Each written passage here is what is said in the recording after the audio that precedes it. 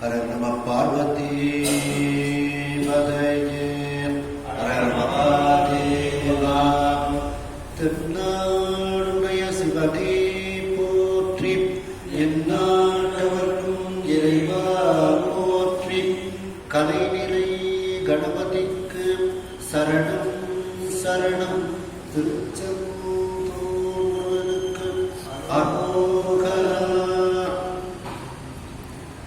கைலாய பரம்பரையே சிவஞான போதனெறி காட்டும் எண்ணை பயில்வாய் மெய்கள் நான் சந்தனி கோமி ஞான பானுவாகி குயிலார் மொழி திருவட துறைவாள் குரு நமச்சிவாய தேவன் சயிலாதி மரமுடையோர் திருமரபு நீடோழி தழைகமாதோ.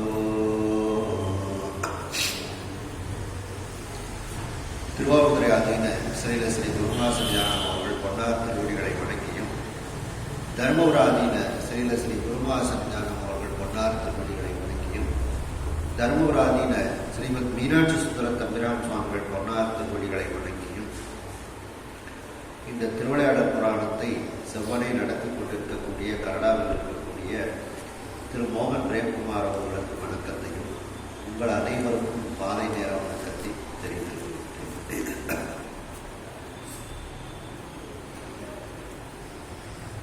நாம் திருவிளையாடல் புராணத்தில் மூன்றாவது திருவிளையாடலில் இருக்கின்றோம். குலசேகர பாண்டியன் என்பவர் மணமூர் என்கின்ற ஊரை தலைநகராக கொண்டு அரசாட்சி செய்து வருகின்றார். அந்த மணமூரில் தனஞ்சயன் என்கின்ற ஒரு வாணிகர், அவன் மேற்கு பகுதிக்கு சென்று, மதுரை மேற்கு பகுதிக்கு சென்று வியாபாரங்கள் செய்துவிட்டு வருகின்றார். வரக்கூடிய வழியில் மதுரை மாநகரம் என்கின்ற கடம்பவனம், ஒரு காலத்தில் அது மிகப்பெரிய கடம்பவனமாக இருக்கின்றது. அந்த கடம்பவனத்திற்குள் நுழைகின்றான். இரவு வந்து விடுகிறது. இந்த இரவை இங்கேதான் கழிக்க வேண்டும் என்று அவன் இருக்கின்றான். அப்பொழுது அங்கே ஒரு கோபுரம் தெரிகிறது. அந்த கோபுரத்தில் கீழ் சொக்கநாத பெருமான் வீற்றிருக்கின்றார். அந்த இடத்திற்கு சென்று அங்கேயே தன்னுடைய பொழுதை கழிப்போம் என்று இருக்கின்றான். அன்றைய தினம் சோமவாரம். தேவர்கள் எல்லோரும் விண்ணுலகத்திலிருந்து வந்து அந்த சொக்கநாத பெருமானை பூஜை செய்கின்றார்கள். சிவராத்திரி போல் முழு இரவும் பூஜை செய்கின்றார்கள். இந்த தனஞ்சயனும் சொக்கநாத பெருமானிடத்தில் மிகுந்த அன்பு கொண்டவன் ஆகையினால் அவனுக்கு, அவனுடைய கண்களுக்கு இந்த காட்சிகள் எல்லாம் தெரியுமாறு சொக்கநாத பெருமான் அருளி செய்கிறார். அந்த தனஞ்சயன் தான் வைத்திருந்த அந்த பூஜை பொருட்கள், வாசனான திரவியங்களை எல்லாம் அந்த தேவர்கள் கையில் கொடுத்து, நீங்கள் உங்களுடைய பூஜை பொருளோடு சேர்த்து இதையும் சேர்த்து பூஜையை செய்யுங்கள் என்று கொடுக்கின்றான். அவன் அந்த பூஜையை, தேவர்கள் செய்யக்கூடிய பூஜையை எல்லாம் அங்கு இருந்து தரிசனம் செய்து கொண்டு மனதிலேயே அர்ச்சனை செய்கின்றான். இவ்வாறு இரவு கழிகின்றது. காலை எழுகின்றான். ஒன்றையும் காணவில்லை. அங்கு இருக்கக்கூடிய சொக்கநாத பெருமான் மட்டும் இருக்கின்றார். அந்த சொக்கநாத பெருமானை விட்டு பிரிவதற்கு அவனுக்கு மனதே வரவில்லை.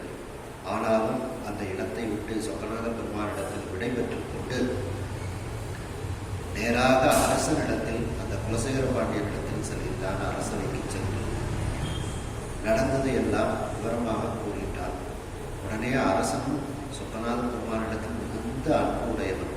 அவனுக்கும் அந்த அன்பு ஏற்படுகின்றது என்ற அளவில் சென்ற சிந்தனையில் நாம் சிந்தித்தோம். அதனுடைய நிகழ்ச்சி பக்கம் 168, 16வது பாட்டு. மூடும் அன்பினான் மொழிந்திட முக்கணம் பெருமான்,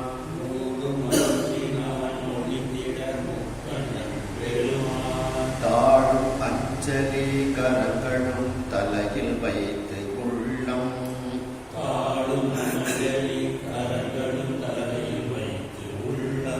நீளும் அன்பும் அற்புதமுமே நிரம்ப நீர் ஞானமோ,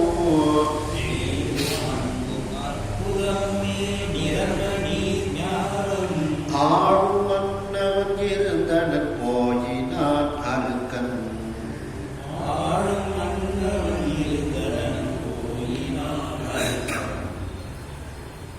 அந்த சொக்கநாத பெருமானிடத்தில் மூடும் அன்பினான், அதாவது மிகப்பெரிய அன்பு, அந்த அன்பானது மூண்டு கொண்டே இருக்கக்கூடியது, அதாவது இடைவிடாத அன்பு, தொடர்ச்சியான அன்பு, அதான் மூடும் அன்பினான். அந்த அன்பை உடைய அந்த தனஞ்சயன் இவ்வாறு அரசனிடத்தில் தான் கண்டதையெல்லாம் மொழிந்திட சொன்னவுடன் உடனே அரசனுக்கும் மிகவும் மகிழ்ச்சி ஏற்படுகின்றது. அந்த அரசன் என்ன செய்கின்றார்? முக்கண் எம்பெருமான் தாழும், அந்த 3 கண்களை உடைய எம்பெருமானாக இருக்கக்கூடிய அந்த சொக்கநாத பெருமானுடைய திருவடிகளையும் தன் தலையில் வைத்துக் கொண்டு தன்னுடைய கரங்களையும் அஞ்சலி செலுத்துமாறு வணங்குமாறு தலையில் வைத்துக் கொண்டு அவன் வணங்குகின்றான் சொக்கநாத பெருமானை.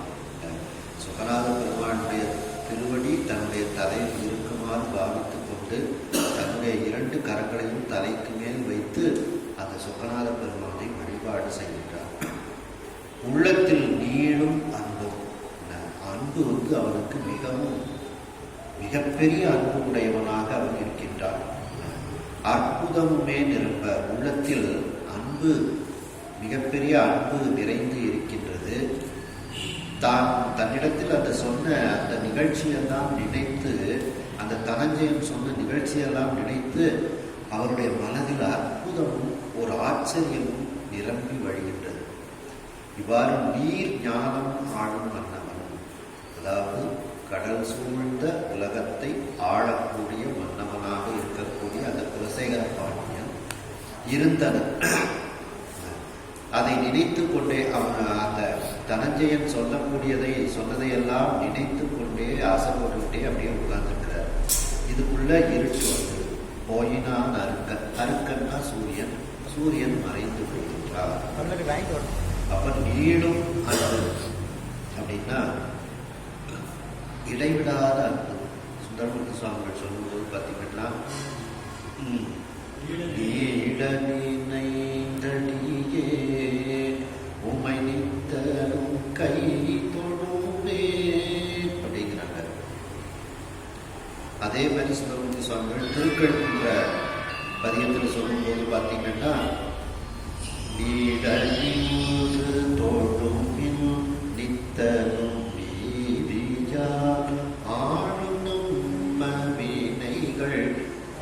அழித்திட அப்படின்ட்டு அந்த பதியத்தில் சொல்றாங்க. திருக்கழுக்குன்ற பதியத்துல காலகண்டன் உரையும் தன் கழுக்குன்றமே அப்படின்ட்டு, அதுல நீள நின்று தோல்வி அப்படின்ட்டு இடைவிடாது இறைவனை நினைத்து கொண்டே அவனை நீங்கள் தொழுதால் இறைவனை நாம் அடையலாம். அற்புதமும் அந்த அரசனுடைய உள்ளத்தில் நிரம்பி வழிகின்றது. அந்த இடைவிடாத அன்பும் நிறைந்து வருகிறது. அப்படி அந்த மன்னவன் இதில் சொல்றாங்க பார்த்தீங்களா, சுந்தரமூர்த்தி சுவாமிகள் கடல் சூழ்ந்த உலகெல்லாம் காக்கின்ற பெருமான் காணப்போம். அதுபோல கடல் சூழ்ந்த உலகு, அதான் நீர் ஞானம். அந்த நீர் கடல் சூழ்ந்த ஞானம் தான் உலகு. அந்த உலகத்தை ஆளும் மன்னவனாக இருக்கக்கூடிய இந்த குலசேகர மன்னன் அப்படிங்கிறாங்க. கடல் சூழ்ந்த உலகெல்லாம் காக்கின்ற பெருமான் காணப்போம் அப்படின்ட்டு கடற்சிங்கன் அடியாருக்கும் அடியே. இவ்வாறு அந்த நினைவிலேயே அசைப்பட்டு இருக்கும்போதே சூரியன் மறைந்து விடுகின்றான். இரவு பொழுது வந்து விடுகின்றது. ஈட்டுவார் வினை ஒத்த போது இருள்மலம் கருக,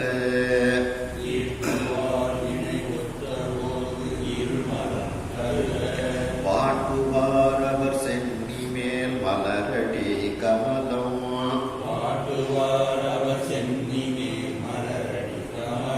சூட்டுவார் மறை கடந்த தம் தொல்பொருள் விளக்க,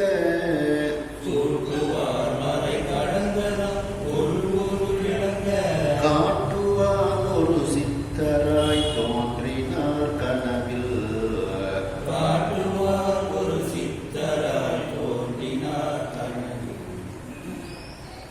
அதாவது ஈட்டுவார் வினை ஒத்த போது, வினை ஈட்டுவார்கள். அந்த வினை ஒத்த போது, இருவினை ஒப்பு ஒத்த போது தீவிரை என்கின்ற அந்த இருவினை ஒப்பு வந்தபோது இருள் மலம் கருக வாட்டுவார். அந்த ஆணவ மலம் அதனுடைய வலிமை இழக்குமாறு அதை வாட்டுவார். இருள் மலம் கருக வாட்டுவார். அந்த மும்மலங்களும் அதனுடைய வலிமை இழந்து நிற்கும். அவர் சென்னி மேல் அப்படி யாரெல்லாம் இருக்கின்றார்களோ அவர்களுடைய சென்னி மேல், அவர்களுடைய தலை மேல் மலரடி கமலம் சூட்டுவார். தன்னுடைய மலர் போன்ற அந்த மலர்ந்த திருவடி தாமரையை அவர்களுக்கு சூட்டுவார். திருவடி தீட்சை கொடுப்பார் இறைவன். மேலும் மறை கடந்த தம் தொல்குரு விளங்க காட்டுவார். வேதங்களாலும் காண முடியாத அந்த மறைக்கு அப்பாலாய் இருக்கக்கூடிய அந்த மறைக்கு அப்பாலாய் எல்லாமாய் அல்லதுமாய் அப்படின்னு சொல்றாங்க. அப்படி அந்த வேதங்களால் காண முடியாத தம்முடைய அந்த பழமையான உருவத்தை விளங்க காட்டுவார், காணுமாறு காட்டுவார். ஒரு சித்தராய் தோன்றினார் கனவு. அப்படிப்பட்ட அந்த இறைவர் இந்த அரசனுடைய கனவில் ஒரு சித்தராக அவருடைய கனவில் வந்து அந்த சொக்கநாத பெருமான் தோன்றி காட்சி கொடுக்கின்றார்.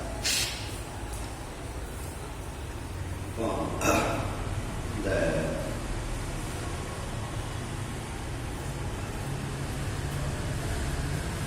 இதுல திருவடி தீட்சை எல்லாருமே கேட்கின்றார்கள். திருநாவுக்கர சுவாமிகளுக்கு நல்லூர் அனைத்தனையும் திருவடியில் தலைமேல் வைத்தார் நல்லூர் எம்பெருமானார் நல்லவாறே அப்படின்னு சுந்தரமூர்த்தி சுவாமிகளுக்கும் கொடுக்குறாங்க. எம்மாந்தன் அடிப்பொட்டு என் முடிமேல் வைத்திடும் என்னும் ஆசையால் வாழ்கின்ற அறிவிலானாவே எம்மானை எரிகடில வடவேலத்தானத்து உறைவான இறை போதும் இகழ்வது போலியானே அப்படின்ட்டு அவ்வாறு அந்த திருவடி தீட்சை சுவாமிகளுக்கு கொடுப்பார். மாணிக்கவாசகருக்கு திருவடி தீட்சை கொடுக்கிறார். மாணிக்கவாசகருடைய வரலாறு சந்திக்கும் போது அதை நம்ம பார்க்கலாம். மாணிக்கவாசகருக்கு திருவடி தீட்சை கொடுத்து கையினால தலையில ஆசீர்வாதம்லாம் பண்ணி அவங்க வந்து செய்கிறாங்க. அது எப்போ அந்த குதிரை வாங்க போகும்போது குதிரை வாங்க போறாங்க. இவர் போறதுக்கு முன்னோட்டி அங்க சுவாமி போய் காத்துட்டு இருக்கிறார். இவருடைய பக்குவ நிலையெல்லாம் பார்த்து இவருக்கு வந்து உடனே தீட்சை கொடுத்தார். மாணிக்கவாசகர் அவ்வளவு பக்குவ நிலையும் அடைந்திருக்கிறார். அதுல இந்த பக்குவ நிலையெல்லாம் சொல்லுவாங்க. அவருக்கு இருவினை ஒட்டு வந்திருக்குது, மலவரி பாகம் வந்திருக்குது அப்படின்னு. அதனால சுவாமி வந்து அவருக்கு வந்து திருவடி தீட்சை கொடுத்தாரு அப்படின்ட்டு அந்த மாணிக்கவாசகர் வரலாறுல கடைசியில் வரும். இது பூரா அந்த திருவாசகத்தில் திருப்பெயர்கொண்ட பதியத்தில் விரிவாக சொல்லியிருக்கிறேன், கேட்கலாம். அப்படி அந்த வினை ஈட்டுவார்களினுடைய இருவினை ஒப்பு வந்தபோது இருள் மலம் நீங்குகிறது. அப்படிப்பட்டவர்களினுடைய தலை மீது மலர்ந்த தன்னுடைய தாமரை திருவடியை இறைவன் அந்த திருவடி தீட்சையாக சூட்டுகின்றார். மேலும் யாராலும் காண முடியாத, வேதங்களாலும் காண முடியாத தன்னுடைய பழமையான உருவத்தை காணுமாறு காட்டுகின்றார். அப்படிப்பட்ட அந்த இறைவர் அப்போ இதெல்லாம் இந்த ராஜாவுக்கும் இருக்குன்னு அர்த்தம். குலசேகர பாண்டியனுக்கும் இதெல்லாம் இருக்கு. அதனாலதான் அவருக்கு ஒரு சித்தராக வந்து கனவில் தோன்றினார். ஒரு சித்தராய் தோன்றினார். இதுக்கு கணக்கிலா திருக்கோலம் நீ வந்து காட்டினாய் கழுவிலே அப்படிங்கிறாங்க. அப்படி இங்க வந்து அந்த கணக்கிலா திருக்கோலத்தில் ஒன்றாக இருக்கக்கூடிய சித்தராக வந்து காட்சி கொடுத்தார். வடிகுள் வேறினாய் கடம்பமா வடத்தினை திருந்த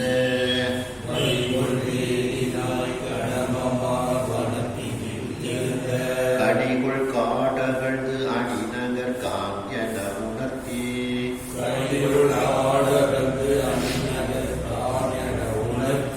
அடிகள் ஏகினார் கவுரிய ஆண்டனை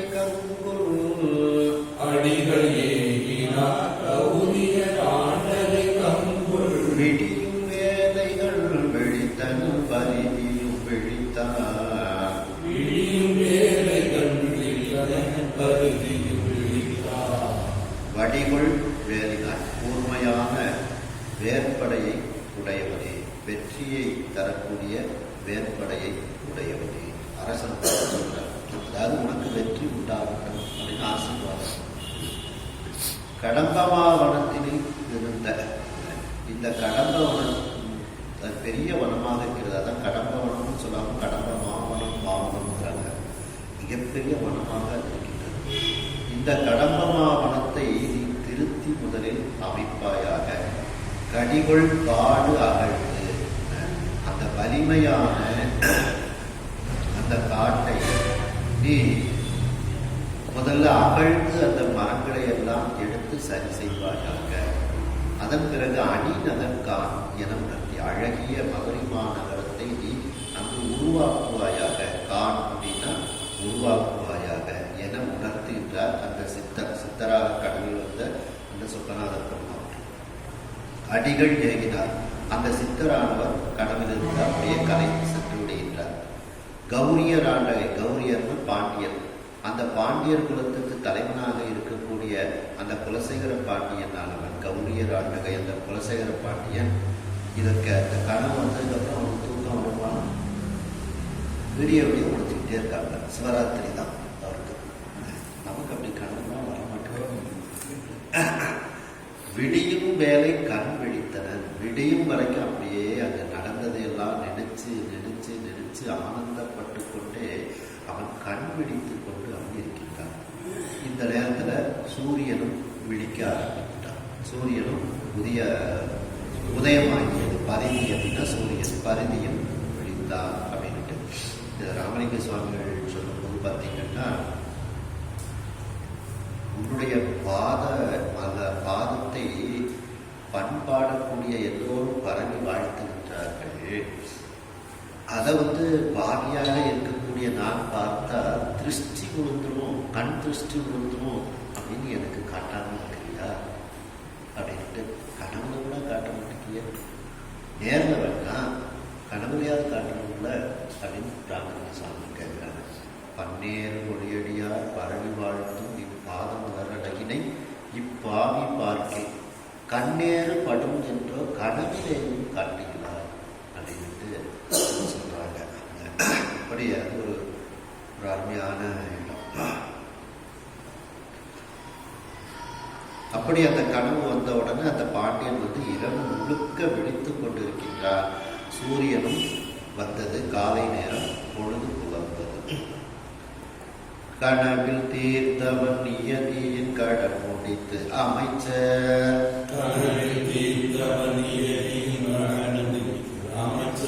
சினவில் தீர்த்த மாதவன் தன் கணாத்திரம் செப்பே.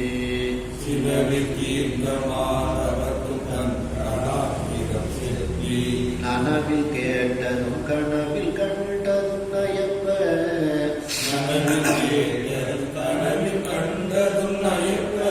வினவி தேர்ந்து கொண்டு எழுந்தனன் மேல் திசை செல்வான்.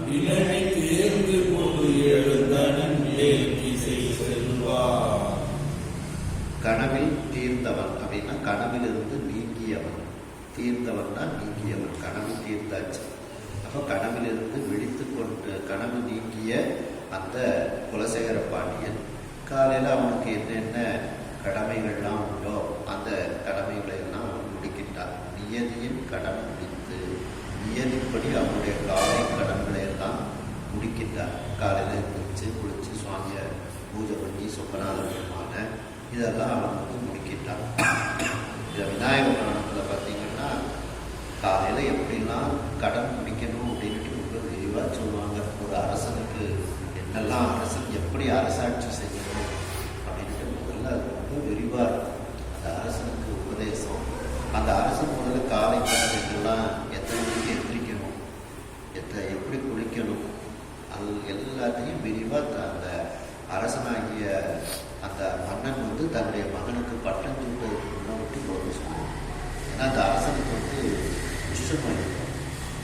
அதனால் அவன் இனிமேல் நம்ம ராஜ்ய பரிபாலனை செய்ய வேண்டாம் அப்படின்ட்டு மகனுக்கு பட்டம் கட்டிட்டு அவன் காட்டில் முனிவருடைய ஆசிரமத்துக்கு போயிடுவான். அங்கே விநாயக புராணம் கேட்கணும்.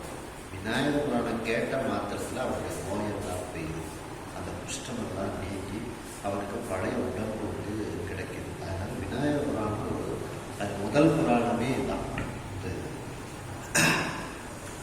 அப்படி அதில் தான் இந்த அரசன் வந்து தன்னுடைய மகனுக்கு என்னெல்லாம் காலையில் செய்யணும், எப்படியெல்லாம் ஒரு அரசாட்சி செய்யணும். இன்னைக்கு அரசியலில் இருக்கிறவங்கெல்லாம் அந்த பாடல்களை தான் படித்து பார்க்கணும். விநாயகர் புராணத்தில் உள்ள பாடல்கள் ரொம்ப விரிவாக இருக்கும்.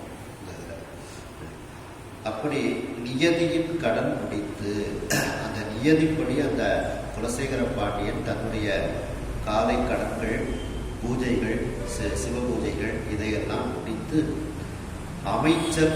அமைச்சரை அழைத்துக் கொள்கின்றான். சினவில் தீர்ந்த மாதவர் அப்படின்னா சினம் இல்லாத மிகப்பெரிய தவத்தை உடையவர்கள், அவர்களையும் அவன் அழைத்துக் கொள்கின்றான். அப்போ மிகப்பெரிய தவம் உள்ளவர்களுக்கு சினம் என்பது இருக்கக்கூடாது. தன்னைத்தான் காக்கில் சினம் காக்க காவாக்கால் தன்னையே சினம் அப்படின்ட்டு. அதே மாதிரி இந்த திருநாவுக்கரசு சுவாமிகள் சொல்லும்போது சுழவு பின் உலகத்தில் எழுமை வைத்தார், உயிர் வைத்தார், உயிர் செல்லும் கதிகள் வைத்தார், மற்ற அமரர் கடம் வைத்தார், அமரர்கானா மறை வைத்தார், குறைமதியம் பழம் வைத்தார், செற்ற மதி ஆர்வமோடு காமலோடும் சிறவாத நெறி வைத்தார், கற்றவர் சேர் திருவடியின் தலைமையில் வைத்தார், நல்லூர் என்பருமானார் நல்லவாறு. அதை காட்டி கோபம் இல்லை இருக்க வேண்டாம்னு சொல்லுங்க. அழகான கோபமா இருக்கும், அது சிறப்பாக இருக்கக்கூடாது. கோபப்பட வேண்டிய இடத்துல அழகாக கோபப்படணும். அதான் செற்றமதி ஆர்வமோடு காம லோகம் சிறவாத நெறி வைத்தார். அதுபோல அந்த சினங்கள் தீர்ந்த அந்த மிகப்பெரிய தவத்தை உடையவர்களையும் அந்த அரசன் அழைத்துக் கொள்கின்றான். அவர்களை அழைத்து அந்த அமைச்சரையும் அவர்களையும் அழைத்து தான் கனவில் கண்ட திறத்தை செப்புகின்றார். தன் கனா திறம் செப்பி தனக்கு எப்படி இந்த சித்தராக வந்து சொக்கநாத பெருமான் அருள் செய்தார் அப்படிங்கிறத முதல்ல சொல்லுகின்றார். அதுக்கப்புறம் காலையில் நனவில் கேட்டது. அந்த தனஞ்சயன் வந்து நனவில், அதாவது நினைவோடு இருக்கும்போது தனஞ்சயன் வந்து சொல்றான், தான் கண்ட காட்சியெல்லாம் சொல்கின்றான். அதையும் தனஞ்சயன்கிட்ட கேட்டதையும் இந்த கனவில் கண்டதையும் ரொம்ப இனிமையாக அவர்களிடத்தில் எடுத்து சொல்கின்றான் இந்த குலசேகர பாண்டியன். அமைச்சர்களிடத்திலும் மிகப்பெரிய தவத்தை உடைய சினம் நீங்கிய தவத்தை உடையவர்களிடத்திலும் எடுத்து சொல்கின்றான். அவர்களிடத்தில் வினவி இது என்ன குறிப்பு அப்படின்ட்டு அவர்கள்ட்டையும் அவன் வந்து அவருடைய ஆலோசனையையும் கேட்டுக்கொள்கின்றான். வினவி தேர்ந்து கொண்டு ஒருவாறு அவர்கள் முடிவு செய்து கொண்டு அந்த இடத்தை விட்டு எழுந்து அந்த மேல் திசை, அந்த தனஞ்சயன் சொன்ன அந்த மேல் திசை பக்கம் நம்ம போவோம், அங்கே எப்படி ஆலயம் இருக்கு அப்படிங்கிறத நம்ம பார்ப்போம் அப்படின்ட்டு இந்த அமைச்சர்கள் அந்த மிகப்பெரிய தவசீலர்கள் இவர்களை அழைத்து கொண்டு அந்த சொக்கநாத பெருமான் இருக்கக்கூடிய அந்த மேல் திசை பக்கமாக அவர்களை அழைத்து கொண்டு அந்த அரசன் குலசேகர பாண்டியன் செல்கின்றார். அமைச்சரோடும் அந்நீபமாவனம் புகுந்து அம்பொல்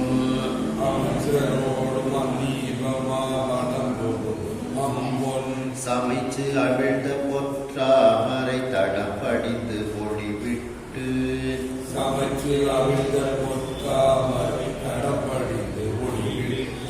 இமைச்சு அலர்ந்த பொருள் விமான மீது இனிது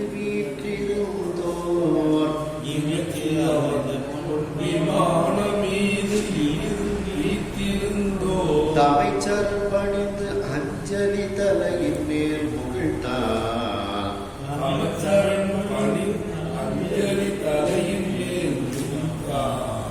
அமைச்சரோடும் அந்த தவசீலர்களோடும் அந்நீபமாவனம் உண்டு. தீபம்னா கடம்பம் மரம்னு அர்த்தம். நீபத்தொடை மார்பன் அப்படின்ட்டு அப்படி அந்த கடம்ப மிகப்பெரிய வனம், கடம்ப வனத்து தீபம்னா கடம்பம். அந்த கடம்ப வனத்தில் புகுந்து அங்கு அம்பொன் சமைச்சு அழகிய பொன்னால் செய்யப்பட்டு அவிழ்ந்த பொற்றாமரை, அதாவது மலர்ந்து இருக்கக்கூடிய, அவிழ்ந்தனா மலர்ந்து இருக்கக்கூடிய அந்த பொற்றாமரை பூத்து இருக்கக்கூடிய இருக்கக்கூடிய அந்த தடம், அந்த பொற்றாமரை தீர்த்தத்தில் முதலில் குளிக்கின்றான் அந்த அரசன் படித்து. அதுக்கப்புறம் ஒளிவிட்டு இமைச்சு, ஒளியை உமிழ்ந்து கொண்டு விளங்கி கொண்டு இருக்கக்கூடிய அந்த மலர்ந்து இருக்கக்கூடிய பொன் விமானம், அலர்ந்த பொன் விமானம், அந்த பொன்னால் செய்யப்பட்ட அந்த விமானம், இந்திரலோகத்திலிருந்து இந்திரன் கொண்டு வந்த விமானம், விண்ணிலி விமானம், அந்த பொன் விமானத்தின் மீது இனிமையாக வீற்று இருந்தோர் தமை, அந்த வீற்றிருக்கக்கூடிய அந்த சொக்கநாத பெருமானை வீற்றிருந்தோர் தமை சரண் பணிந்து அவருடைய திருவடிகளை இந்த குலசேகர பாண்டியன் பணிந்து எழுகின்றான். சரண்னா திருவடி, ஏன்னா அடைக்கலம்னு எடுத்துக்கிடலாம். அடைக்கலமாக பணிந்து அவர் காலில் விழுந்து அப்படின்ட்டு அஞ்சலி தலையின் மேல் நிறுத்தான். தன்னுடைய தலை மேல அவன் கை கூப்பி அவன் வந்து அப்படியே இருக்கின்றான். திருப்புகழ் சொல்லுவாங்க பார்த்தீங்களா, அஞ்சலி செய்வோர்கள் நேயக்காரா அப்படின்ட்டு. யாரெல்லாம் இறைவனை அப்படி கைகூப்பி தன் மேல வச்சு வணங்குகின்றார்களோ அவர்களிடத்தில் முருகப்பெருமான் நேயம் உடையவனாக இருப்பானாம்.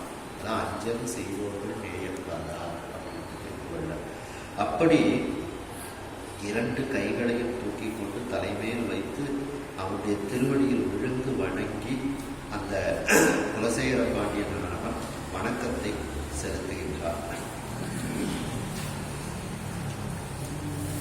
அன்பு பின் தள்ள முன்பு வந்து அருக்கண் ஈர்த்து ஏக, அன்பு பின் தள்ள முன்பு வந்து அருக்கண் ஈர்த்து ஏக, என்பு நெக்கிட ஏகி வீழ்ந்து இணையடி கமலம், என்பு நெக்கிட ஏகி வீழ்ந்து இணையடி கமலம், பொன் புனைந்த தானோரியில் புனைந்து எழுந்து இறைவன்,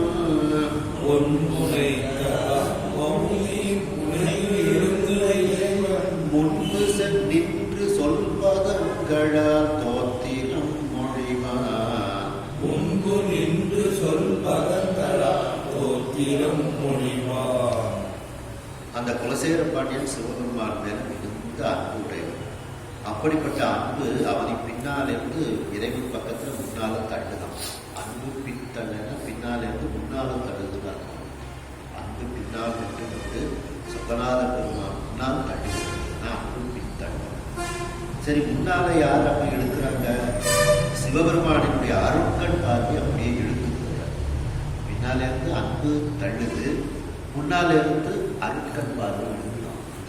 முன்பு வந்து அருட்கண் ஈர்த்து ஏக, ஆக பின்னாலேருந்து ஒரு தள்ளு, முன்னாலேருந்து ஒரு ஈர்ப்பு விசை, ரெண்டும் சேர்த்து சொக்கநாத பெருமான் வந்து பக்கத்துல போறார். முன்பு வந்து அருட்கண் ஈர்த்து ஏக, சொக்கநாத பெருமானுடைய அந்த அருள் பார்வையானது, அந்த அபிராமி கடைக்கண் கடை அப்படிங்கிறது மாதிரி அந்த அருட்பார்வையானது அந்த அரசனை முன்னால் இழுக்கின்றது.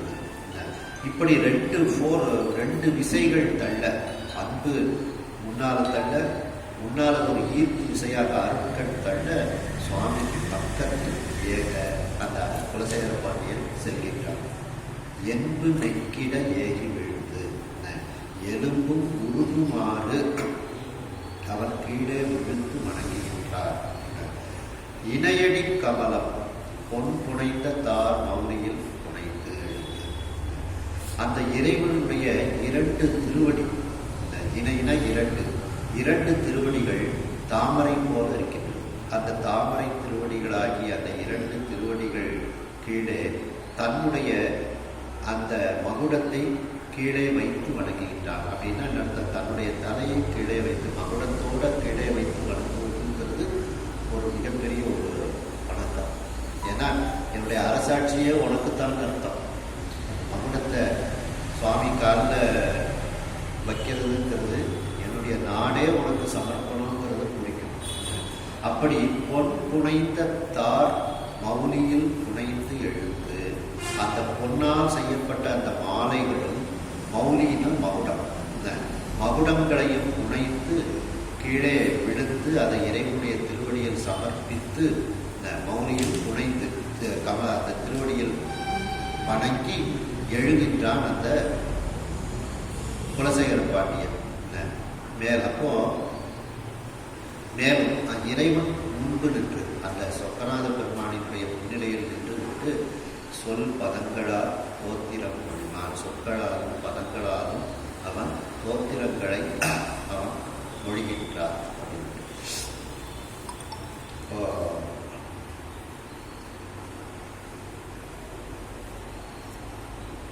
இந்த திருவடிகளை எல்லாம் இறைவன் பாதத்துல அந்த திருவடிகள் வைத்து வணங்குவதனால தேவர்கள் அந்த தேவர்களினுடைய மணிமுடியினுடைய ஒளிகளெல்லாம் ஒளி மழித்து போய்விடுகிறதுன்னு திருவக்காவில சொல்றாங்க. அண்ணாமலையான் அடிக்கவரம் சென்று இறைத்தும் விண்ணோடு முடியின் மணித்தொகை வீரன்றார். அப்போ அவர்கள் மணிமுடி தரித்து அந்த மணிமுடியோட இறைவன் காலில் விழுகின்றார்கள். அது 1000 கோடி சூரிய பிரகாசம். இந்த மணிகள்லாம் அங்கே எடுக்குமா வீடு அற்றார்.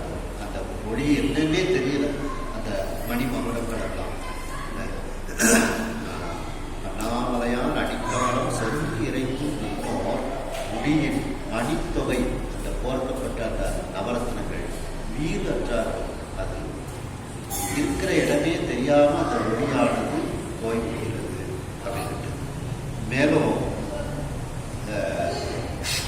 திருவண்ணாமலையில பார்த்தீங்கன்னா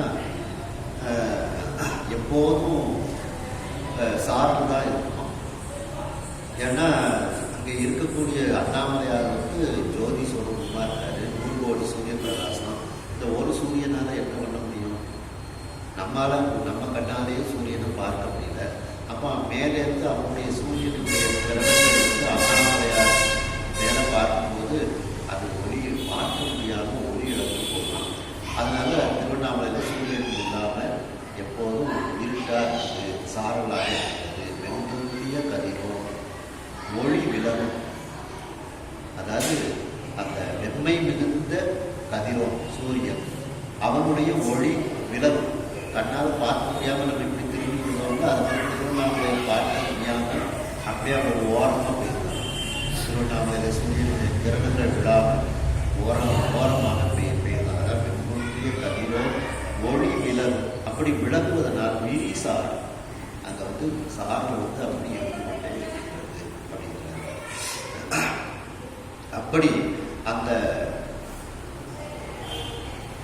சொக்கநாத பெருமானுடைய தாமரை திருவடியில் மணிமுடி தரித்த அந்த குலசேகர பாண்டியன் விழுந்து வணங்கி எழுந்து சொற்பதங்களால் அவன் தோத்திரங்கள் அவன் சொல்கின்றான். சொற்பதம் கடந்த துரியமையான அற்புதம் நீங்க கற்பகன் கடிவே. அப்படிப்பட்ட அந்த இறைவன் சொற்பதத்தையும் கடந்தவனாக அவன் இருக்கின்றான். தோத்திரங்களுக்கும் அப்பாற்பட்டவனாக அவன் இருக்கின்றான். மேலும் சொல்லிய பாட்டின் பொருள் உணர்ந்து சொல்லுவார். செல்வர் சிவபுரத்தின் உள்ளார் சொல்லிக்கு பல்வேறும் ஏற்றப்படுது அப்படின்னு நம்ம பாட்டை சொல்லும் போதும் அதற்கு சொல்லணும் அதனுடைய பொருளும் நமக்கு சிந்தனை வரும். அந்தியும் நண்பகலும் 5 பதம் சொல்லியும் அப்படின்னு. அப்போ அந்த ஒரு சொல்லை சொல்லும் போதே அதற்கு என்ன பொருள் அப்படிங்கிற சிந்தனை வந்தால் தான் அந்த பாட்டில் என்ன சொல்லுறாங்கிறதே நமக்கு சிந்தனையில் போகும். சும்மா ஒரு வெறுப்பால் நம்ம படிச்சுக்கிட்டே போனோம்னா அதுக்கு ஒரு பலம் உண்டு, அவ்வளோதான். அந்த பாட்டில் பொருளை நமக்கு சிந்தனை போகத்தான் நமக்கே ஒரு நுணுக்கம் கிடைக்கும்.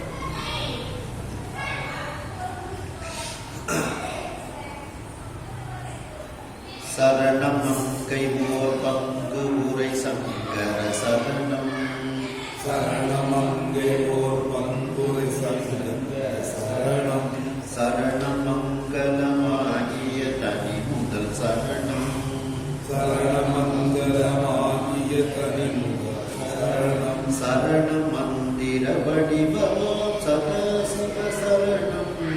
சரணமந்திர வடிவமாம் சதாசிவ சரணம். சரணம் உம்பர்கள் நாயக பசுபதி சரணம். சரணம் திருவடி சரணம். இதுல முதல்ல உள்ள சரணம்ங்கிறதுக்கு நாம போற்றின்னு எடுத்துக்கலாம். ரெண்டாவது உள்ள சரணம்ங்கிறதுக்கு பாதம் அப்படின்ட்டு அர்த்தம். அப்போ சரணம் மங்கை போல் பங்குமுறை சங்கர சரணம். அந்த மங்கையாக இருக்கக்கூடிய அந்த மீனாட்சி அம்மையை ஓர் பாகத்தில் வைத்திருக்கக்கூடிய அந்த சங்கரனினுடைய சரணம். சங்கர சரணம் அப்படின்னா சங்கரனுடைய பாதம் அப்படின்னு அர்த்தம். அங்க முடிக்கல, சங்கரன்னு பேரை முடிக்கல, பேர் அப்படியே தான் தொக்கி முடிக்காம சங்கர சரணம்னா சங்கரனுடைய பாதம்னு அர்த்தம். சங்கரனுக்கு இப்போ சரணம்னா சங்கரனுக்கு போற்றின்னு நம்ம எடுத்துக்கலாம். இல்லை சங்கரனை போற்றி அப்படின்னு எடுத்துக்கலாம். இங்க வெறுமனை சங்கர சரணம்னா சங்கரனுடைய பாதம்னு அர்த்தம். அப்போ அந்த சொக்கநாத பெருமானாகிய சங்கரன் அப்படின்னா இன்பத்தை சங்கரன் இன்பத்தை தரும் அப்படின்ட்டு அந்த சொக்கநாத பெருமான் அந்த மீனாட்சி அம்மையை ஒரு பாகத்தில் வைத்திருக்கக்கூடிய அந்த சங்கரனாக இருக்கக்கூடிய அந்த சொக்கநாத பெருமானுடைய திருவடி சரணம். அந்த திருவடிக்கு சரணம் அப்படின்ட்டு இந்த பின்னால் உள்ள முதல்ல இருக்கக்கூடிய சரணத்தை அடுத்த அப்போ முதல்ல உள்ள சரணங்கிறது போற்றின்னு எடுத்துக்கலாம். கடைசியில் இருக்கக்கூடிய சரணத்துக்கு பாதம் அப்படின்னு சரணம் ஏன்னா இதுல சரணம்னே முடிச்சிருந்தாங்க. சரணம் மங்களமாகிய தனி முதல் சரணம். அந்த மங்களமாக இருக்கக்கூடிய தனித்துவம் வாய்ந்த யாருக்கும் தனக்கு நிகரில்லாத தனக்கு ஒப்பில்லாத நம்முடைய வாழ்வின் முதலாக இருக்கக்கூடிய அந்த சொக்கநாத பெருமானுடைய திருவடிக்கு வணக்கம் அப்படிங்கிறாங்க. போற்றி என் வாழ்முதல் ஆகிய பொருளே. அப்போ தனி முதல் நம்முடைய வாழ்க்கைக்கு முதலாக இருக்கக்கூடிய அந்த சொக்கநாத பெருமான் அவருடைய திருவடிக்கு வணக்கம் அப்படிங்கிறார். அவருடைய திருவடி தான் மங்களமாகிய திருவடி அப்படிங்கிறாங்க. சரணம் இன்னொரு இடத்துல சொல்லும்போது திருநாவுக்கரசர் சுவாமி சொல்லும்போது இறைவனுக்கும் அம்பிகைக்கும் பிறப்பு இறப்புங்கிறது கிடையாது. அதனால அவங்க ரெண்டு பேரும் நீண்ட மங்களத்தை உடையவர்கள் அப்படின்னு திருநாவுக்கரசர் சுவாமி சொல்லுவாங்க. இது கல்யாணத்தில் நாங்கள் அடிக்கடி பார்க்கணும். மணவன்கான் மலையாள் நெடுமங்கலக்கான் கலைஞானிகள் காதல் என் குணவன்கான் புறங்காடு துறைகளில் அணுவன்கான் அன்பு செய்யும் இருக்கே அப்படின்னு. அப்போ மணவன்கான் இறைவன் மணாளனாக இருக்கின்றான். மலையாள் நெடுமங்கல கணவன்கான் ஏன்னா மலையாளினுடைய நீண்ட மங்கல கணவனாக நினைக்கின்றான். மலையாளுக்கும் பிறப்பிறப்பு கிடையாது, சுவாமிக்கும் பிறப்பிறப்பு கிடையாது. அப்போ ரெண்டு பேரும் நீண்ட மங்கலம் உடையவர்கள் அப்படின்ட்டு ஒரு அற்புதமான இடம். அப்படி அந்த மங்களமாகிய தனி முதல் சரணத்திற்கு வணக்கம். சரணம் மந்திர வடிவமா சதாசிவ சரணம். மந்திர வடிவமாக இருக்கக்கூடிய அந்த சதாசிவமாக இருக்கக்கூடிய அந்த திருவடிக்கு வணக்கம் அப்படிங்கிறாங்க. சரணம் உம்பர்கள் நாயக பசுபதி சரணம். தேவர்களுக்கெல்லாம் தலைவர். உம்பர்கள்னா தேவர்கள் அப்படின்ட்டு. உம்பர்கள் சுவாமி நமோ நம அப்படின்ட்டு திருக்குறள் சொல்லுவாங்க. உம்பர்களுக்கு அரசே அப்படின்ட்டு மாணிக்கவாசர் சொல்லுவாங்க. அப்படி உம்பர்கள் நாயக தேவர்களுக்கெல்லாம் தலைவனாக இருக்கக்கூடிய சொக்கநாத பெருமானே, பசுக்களுக்கு தலைவனாக இருக்கக்கூடிய பசுபதியே, உன்னுடைய திருவடிக்கு வணக்கம் அப்படிங்கிறாங்க. அப்போ இந்த சரணம்ங்கிறதுக்கு பாதம்ங்கிறது நம்ம இந்த அபிராமி அந்தாதியில் போய் பார்க்கலாம். நாயகி நான்முகி நாராயணி கை நளின பஞ்ச சாயகி சாம்பவி சங்கரி சாமலை சாதினச்சு வாயகி மாலினி சூரினி வாராகி மாதங்கி என்று ஆய கியாதி உடையாள் சரணம் அரண் நமக்கே அப்படிங்கிறாங்க. அப்போ கியாதின்னா இப்படிப்பட்ட பெருமைகள், இப்படிப்பட்ட பெருமைகளை உடைய சரணம் அவளுடைய திருவடி. இந்த இடத்துல சரணங்கிறது திருவடி. அவளுடைய திருவடி தான் நமக்கு மிகப்பெரிய பாதுகாப்பாக அரணாக இருக்கின்றது என்று ஆய கியாதி உடையாள் சரணம் அரண் நமக்கே அப்படின்ட்டு அந்த சரணங்கிறதுக்கு இந்த பாட்டை நம்ம வந்து சிந்திக்கலாம். அடுத்த பாட்டு. ஆழிஞான மேல் ஆசையும் அமரர் பதம் மேல்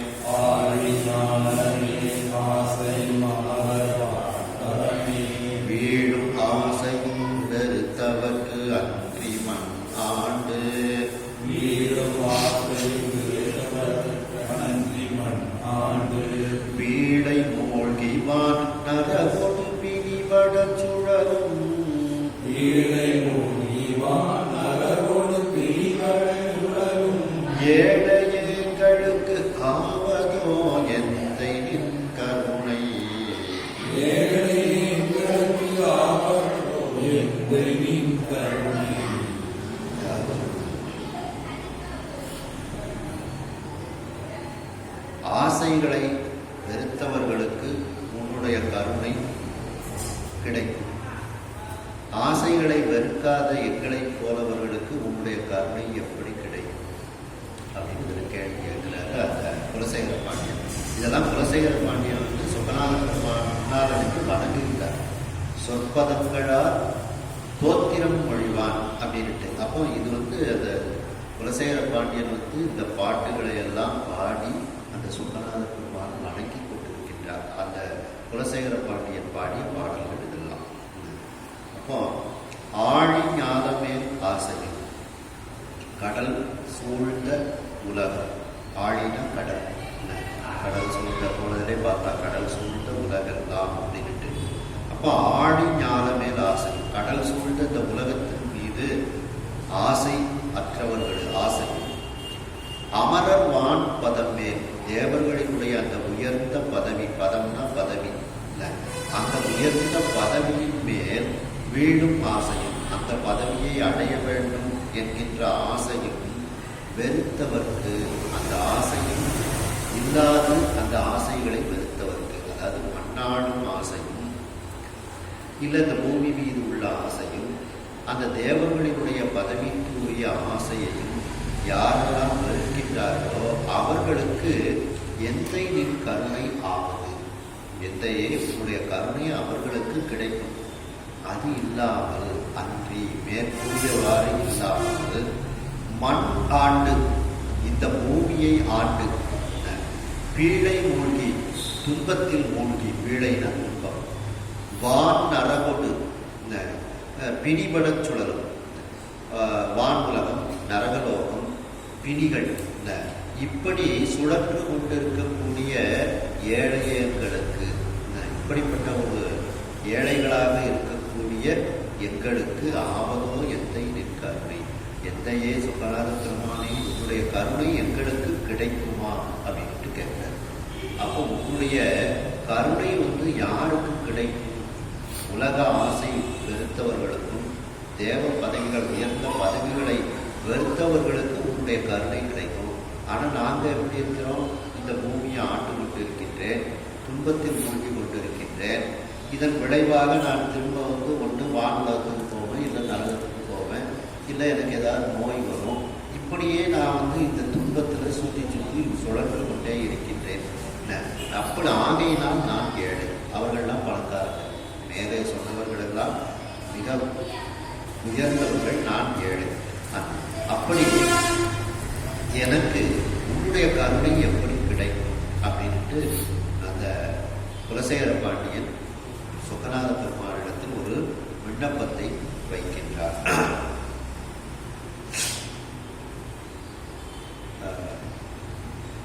பற்றை அறுப்பதோர் பற்றினை பற்றி அப்பற்றை அறுப்பர் என்று பாவிக்க வராருக்கு திருவந்தியார்ல சொல்றாங்க. அப்படி அந்த பற்றற்ற கண்ணை பிறப்பு வரும். அப்படி அந்த பற்றுக்கள் இல்லாதவர்களுக்கு இறைவனுடைய கருணை சித்திக்கும். ஆனால் நான் வந்து இந்த வான் நரகு செய்வதற்கு அந்த பிறந்தும் செத்தும் மீண்டும் பிறப்பதற்கே தொழிலாகி இறக்கின்றானேங்கிறது மாதிரி திரும்ப இறக்குறோம் பிறக்கிறோம், இறக்குறோம் பிறக்கிறோம், இப்படி அதில் வானுலகம், நரகலோகம், துன்பம், நோய், இப்படியே சுழன்று கொண்டே இருக்கக்கூடிய எனக்கு உன்னுடைய கருணை கிடைக்குமா அப்படின்ட்டு அந்த அரசன் குலசேகர பாண்டியன் சொக்கநாத பெருமானிடத்தில் வேண்டுகிறான். சூழது ஆமரை சென்னியும் தொட தொட நீட்ட, சூழது ஆமரை சென்னியும் தொட தொட நீட, நீள நீ உனக்கு அன்பிலம் ஆயினும் நீயே, நீள நீ உனக்கு அன்பிலம் ஆயினும் நீயே, ஊழ அன்பு தந்து எம் கொடி முழுவதும் பணிகொண்டு, மூல அன்பு தந்து குடி முழுவதும் பணி கொண்டு, ஆழவே கொல்கி காணகத்து அமர்ந்தனை என்ன, ஆழவே கொண்டானகத்து அமர்ந்தனை என்ன. இந்த வேதங்கள் ஒரு சபதம் எடுத்துக்கொள்கின்றது. சூழ் அப்படின்னா சபதம், சூளுரை அப்படின்னு சொல்லுவாங்க. என்ன சபதம்னா, எப்படியும் அந்த இறைவனை நாம் தொட்டுவிட வேண்டும், இறைவனை காண வேண்டும், இறைவனை அடைய வேண்டும் அவைகள் நினைக்கின்றதாம். அப்படி இறைவனை தொட போகுதான். ஆனால் சுவாமி நீண்டுகிட்டே போறாரு. அப்போ வேதங்களால் காண முடியாதவனாக அவன் இருக்கின்றான். சூழது ஆமறை செல்லியும் ஈசனை அடைவேன் என்னும் சபதம் எடுத்துக்கொண்ட அந்த வேத சென்னி, மறை சென்னி, அந்த வேதத்தினுடைய அந்த உச்சி, அந்த வேத உச்சியானது, அந்த வேதங்களானது இறைவனை பக்கத்தில் போய் தொட தொட போகுது. சுவாமி நீண்டுகிட்டே போறாரு. நீண்ட நீளன் அவர்களால் காண முடியாதவாறு உன்னுடைய பெருமையானது மிகவும் நீண்டு கொண்டே போகின்றது. திருமந்தத்தை சொல்லும்போது 6 அறிவார் எங்கள் அண்ணலின் அகலமும் அகலமும் நீளம் அப்படின்னு சொல்லுவாங்க. 6 அறிவார் எங்கள் அண்ணலின் பெருமையை அப்படிங்கிற இதில் அப்படி அந்த வேதங்களால் காண முடியாத அளவுக்கு அந்த இறைவனுடைய பெருமையானது நீண்டு கொண்டே இருக்கின்றது. அப்படிப்பட்ட நீளமுடையவனாக நீ இருக்கின்றார். உனக்கு அன்பினம் ஆயினும், நான் எங்களுக்கு உன்னிடத்தில் அன்பு அப்படிங்கிறது இல்லை. ஆனாலும் நீயே மூல அன்பு தந்து உன்னிடத்தில் அன்பு மூடுமாறு அந்த அன்பையும் நீ தான் எனக்கு கொடுக்க வேண்டும் அப்படின்னு கேட்கிறார். நாங்கள் உன்கிட்ட அன்பு செய்ய மாட்டோம், ஆனால் அன்பு செய்யுமாறு நீ தான் செய்யணும். அது அவன் அருளாலே அவன் தாழ் வணங்கி அப்படிங்கிறது போல உன்னுடைய திருவருள் இருந்தால் தான் உன்னைய வணங்க முடியும். அப்படி நீ தான் எங்களுக்கு அன்பு தந்தால் தான் நாங்கள் உன்னிடத்தில் அன்பு செலுத்த முடியும் அப்படிங்கிறாங்க. உன்னுடைய திருவருளினால் உன்னிடத்தில் அன்பு செலுத்துவதற்கு எனக்கு அருள்வாயாக அப்படின்னு கேட்கின்றார். மேலும் அப்படிப்பட்ட அன்பை தந்து எம் குடி முழுவதும் பணிகொண்டு ஆளவே, எங்களுடைய வம்சாவளி முழுவதையும், குடினா அந்த வம்சங்கள், அப்படி அந்த எங்களுடைய வாழையடி வாழையாக எங்களுடைய அந்த குடி முழுவதும் பணி கொண்டு ஆளவே, எங்களை உனக்கு பணி செய்வதற்காக, எங்களை உன்னுடைய அடிமையாக ஆக்கிக்கொண்டு ஆழ்வதற்காகவே இந்த கானகத்தில், இந்த கடம்பவனம் என்கின்ற காட்டில் சொக்கநாத பெருமானே நீ அமர்ந்திருக்கின்றாயோ அப்படின்னு வியப்போடு கேட்கின்றார். ஏன்னா இந்த சொக்கநாத பெருமான் வந்ததுக்கப்புறம் அந்த சொக்கநாத பெருமான் தான் இவர்களுக்கு குலதெய்வமாக இருக்கிறாங்க. இவங்களுக்கு வரக்கூடிய இடர்களை பூரா, அரசர்களுக்கு வரக்கூடிய இடர்களை பூரா அவர் தான் காப்பாற்றுறாங்க. அதனால தான் என் குடி முழுவதும் பணிகொண்டு, இனி வரக்கூடிய காலங்களிலும் எங்களுடைய குடும்பங்கள், எங்களுடைய வாரிசுகள், அந்த அரச வாரிசுகள் அனைவரையும் நீ உனக்கு அடிமையாக, உனக்கு வேலை செய்வதாக ஆக்கிக்கொண்டு ஆளவே, உனக்கு அடிமையாக செய்வதற்காகத்தான் இந்த காட்டில் உட்கார்ந்திருக்கியாப்பா அப்படின்னு சொல்லி சொக்கநாத பெருமானை வியப்போடு அவர் கேட்கின்றார்.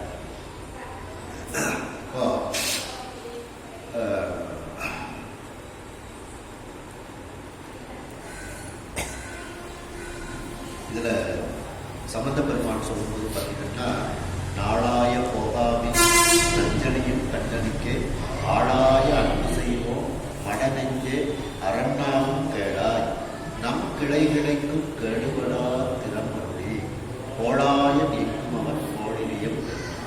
அப்போ நம் கிளைகிளைக்கும், நம்முடைய வம்சாவளி குடும்பத்தில் உள்ள அனைவர்களுக்கும், வாரிசுகள் அனைவருக்கும் கேடு வராத காக்கக்கூடியவன் இறைவன். கேடுபடா திறமொழி கோளாய நீக்கும் அவன், நம்முடைய துன்பத்தை எல்லாம் நீக்கக்கூடியவன். நமக்கு மட்டுமல்ல, நம்முடைய வாரிசுகளுக்கும், வாழையடி வாழையாக இருக்கக்கூடிய நம்முடைய வாரிசுகளுக்கும் அந்த துன்பத்தை எல்லாம் நீக்கக்கூடியவன் இவன், அந்த சொக்கநாத பெருமான் அப்படிங்கிறாங்க.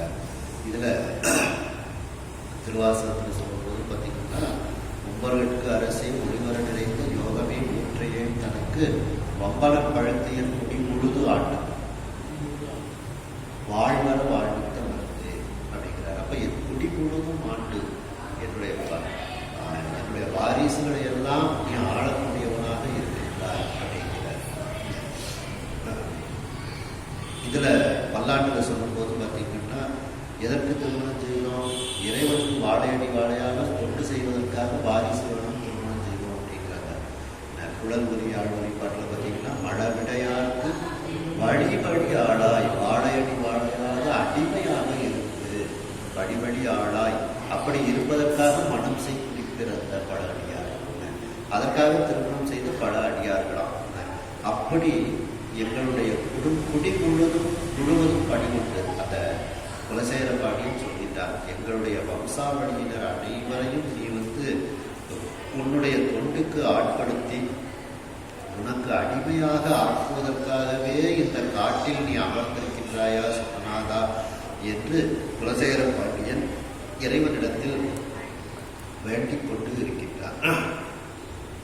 சுரந்த அன்பு இரு கண்வழி சொறிவ போல் சொரித்து சுரந்த அன்பு இரு கண்வழி சொறிவ போல் சொரித்து பரந்த அமரோடு சிவானந்த பறவையுள் படித்து பரந்த ஆரோடு சிவானந்த பறவையுள் படித்து வளர்ந்த வாதனை அன்பினால் வளம் கொடு புறம் போந்து பரந்தராதனை அன்பினால் வளமோடு புறம் போந்து அறத்தை தீர்த்தவன் ஒரு சீரை அமைச்சரோடு இருந்தார். அறத்தை தீர்த்தவன் ஒரு சிலை அமைச்சரோடு இருந்தார்.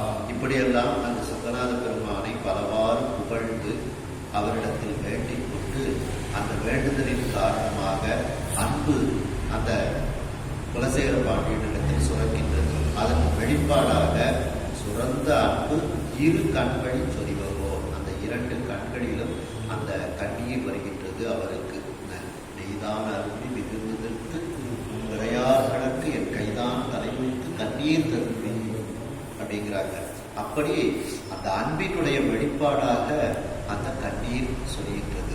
சொரிவகோ சொரிந்து பரந்த ஆரோடு சிவானந்த பறவையும் படித்து எங்கும் நீக்கமர நிறைந்து இருக்கக்கூடிய அந்த ஆறு போன்று இருக்கக்கூடிய அந்த சிவானந்தம், அந்த கடல், பறவைனா கடல், அந்த கடலுக்குள் அவன் மூழ்கி அந்த இறைவனுடைய சுகநாத பெருமானுடைய ஆனந்த கடல் எங்கும் நீக்கமர நிறைந்திருக்கின்றது. அந்த சுகநாத பெருமானும் எங்கும் நீக்கமர நிறைந்திருக்கின்றான். அந்த கடலுக்குள் மூழ்கி விழுந்தான் இந்த குலசேகர பாண்டியன். மேலும் வரம் தவாத மெய் அன்பினால் வரம் குறையாத உண்மையான அந்த அன்போடு வலம் கொடு புறம்போது இறைவனை வலமாக வந்து அவன் அந்த ஆலயத்தை விட்டு கொஞ்சம் வெளியில வாரம் வலம் கொடு பலமாக வந்து வணங்கிவிட்டு தன்னுடைய பிரார்த்தனைகளை முடித்து விட்டு புறம் கொண்டு வெளியே வந்து அப்படி இறைவனை வழிபாடு செய்ததனால் அவனுக்கு என்ன பலம் ஏற்பட்டது? அறத்தை தீர்த்து, அறத்தைனா துன்பம், அந்த துயர்கள் எல்லாம் அவனுக்கு தீர்ந்து விடுகிறது. இப்பொழுது அவன் ஒரு சிறை அந்த கோயிலுக்கு ஒரு பக்கத்தில் வெளிப்பக்கத்தில் அமைச்சர்களோடு அந்த அரசன் வீட்டிருக்கின்றார். இறைவனை வழிபாடு செய்வதனால், இறைவனை பலமாக வருவதனால் நம்முடைய துயரங்கள் எல்லாம் துன்பங்கள் எல்லாம் நீங்கி விடுகிறது. அப்பர் சுவாமிகள் சொல்லும்போது பார்த்தீங்கன்னா, கோட்டை மாதத்தில் 9 வாசனம் காட்டில் வேவதன் கடலடி நாட்டி நாள் மலர் தூவி வளம் செய்து வாட்டம் தேர்த்திடும் வாட்டம் ஈசனே அப்படிங்கிறாங்க. அப்போ சுவாமிக்கு மலர்களை எல்லாம் தூவி வளமாக வந்து அப்படி இறைவனை வளமாக வந்து வழிபாடு செய்தால் நம்முடைய வாட்டங்களை எல்லாம் அந்த சுகநாத பெருமான் தேர்த்து விடுகிறார். அப்படிப்பட்ட அந்த திருவான்மையில் இருக்கக்கூடிய இறைவன் இப்படி இருக்கின்றான் என்று அருள் செய்கின்றார். அதுபோல இந்த குலசேகர பாண்டியன் அந்த சுகநாத பெருமானை வழிபாடு செய்து வளமாக வந்து அந்த ஆலயத்திற்கு வெளியில வந்தவுடனே ஏதோ பெரிய துன்ப பாவங்கள்லாம் விட்டு போடும் போல அறத்தை தீர்த்தவன், துயரங்கள் எல்லாம் துன்பங்கள் எல்லாம் தீர்த்தவனாக அவன் அந்த அமைச்சர்களோடு இப்பொழுது வீற்று இருக்கின்றான். சிறைனா பக்கம், ஒரு பக்கத்தில் அவன் வீற்றிருக்கின்றான். ஆய வேலையில் மன்னவன் ஆனையார் அமைச்சர்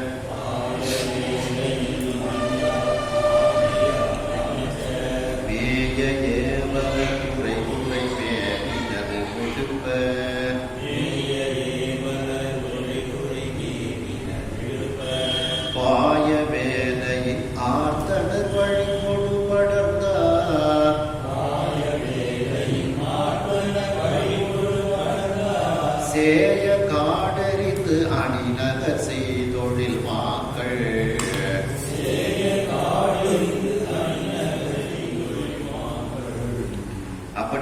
சமயத்தில் ஆய வேளையில் இப்படிப்பட்ட சமயத்தில் மன்னவன் உடனே இந்த காட்டெல்லாம் திருத்தி ஒரு நகரம் அமைக்கணும், ஒரு ஆலயம் அமைக்கணும் அப்படின்ட்டு அவன் ஆணையிடுகிறார். அந்த மன்னவனினுடைய ஆணையினால் அமைச்சர் மேய ஏவலர், அந்த அமைச்சர்கள் எல்லாம் சென்று அதற்கு உரிய ஒவ்வொரு துறைகளிலும் இருக்கக்கூடியவர்களை அவர்கள் இங்கே கொண்டு வாருங்கள் அப்படின்ட்டு அந்த ஒவ்வொரு துறை சார்ந்த அந்த கட்டடக் கலைஞர்கள் இப்படி இருக்கக்கூடியவர்களை எல்லாம், அந்த காட்டை திருத்தக்கூடியவர்கள், மரம் வெட்டுபவர்கள், இப்படிப்பட்டவர்களை எல்லாம் அவர்கள் அங்கே அழைத்து வருகின்றார்கள்.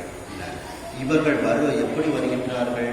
கடல் போல ஆரவாரம் செய்து கொண்டு வருகின்றார்கள். வாய வேலையும் ஆர்த்தனர் அப்படின்னா பரந்த கடல் போல அவர்கள் அந்த கடம்பவனத்திற்கு வரும்போதே ஆரவாரத்தோடு அவர்கள் வருகின்றார்கள்.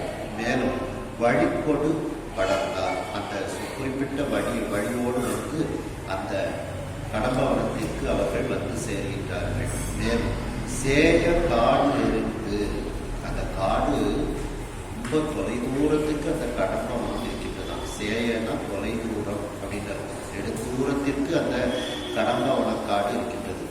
அந்த காட்டை எரிந்து அதையெல்லாம் திருத்தி அணிநகர் செய்தொழில் மக்கள், அழகிய நகராக ஆக்கக்கூடிய அந்த தொழிலை உடைய மக்கள் இப்படி கடல் போல ஆரவாரம் செய்து கொண்டு அந்த வரக்கூடிய வழியில் அவர்கள் வந்து சேருகின்றார்கள். வட்டவாய் மதிப்பிழவின்கள் வாய் புயம் நவியம்,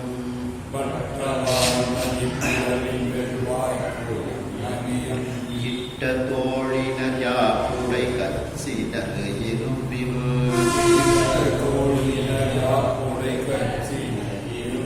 விட்ட காவொழி மெய்யினர் விசிகொள்வார் வந்தோல்,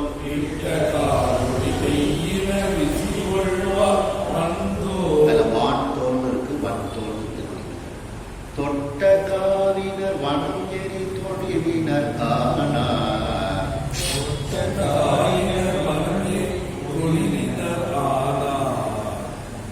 வட்டவாய் மதி பிளவின் வெள்வாய் புயம், அதாவது வட்டமாக இருக்கக்கூடிய அந்த சந்திரன் அது அப்படியே தேய்ந்து கொண்டு ஒரு பிளவாக இருக்கின்றது. அந்த பிளவை போல, சந்திரனுடைய அந்த கீற்றை போல வெண்மையான வாயை உடைய அந்த புயம்னா பொதுவாக வளர்ந்து அந்த புல்லெல்லாம் அறுத்தது வச்சிருப்பாங்கல்ல, அந்த பொதுவாள் புயம்னா பொதுவாள். அது சந்திரனுடைய பிறை எப்படி இருக்கின்றதோ அதுபோல வளைந்து இருக்கின்றதாம். நவியம் அப்படின்னா கோடரி, நவியம் என்ற தோழினர், கோடரியை தோளில் அணிந்து கொண்டு இருக்கக்கூடிய அந்த வேலைக்காரர்கள். யாப்புடை கச்சினர், நல்ல இருக கட்டிய கச்சு, அதாவது ஆடைகளை உடையவர்களாக அவர்கள் இருக்கின்றார்கள். இரும்பின் விட்ட காரொளி மெய்யினர், அதாவது இரும்பு எப்படி கருமையான ஒளி பொருந்தியதாக இருக்கின்றதோ அது போன்ற உடம்பினை உடையவர்களாக அவர்கள் இருக்கின்றார்கள். அதாவது ரொம்ப கருப்பா இருக்காங்கன்னு அர்த்தம். அதாவது வெயில் இதுல எல்லாம் அவங்க வேலை செஞ்சு அவர்களுடைய உடம்பு வந்து ஒரு கருமை நிறமாக ஆகின்றது. அது இரும்பு போல இருக்கின்றதா. மேலும் இரும்பு எப்படி வலிமையாக இருக்கின்றதோ அது போன்ற உடம்பை உடையவர்கள் இரும்பு போல கருப்பு அப்படின்னு எடுத்துக்கலாம்.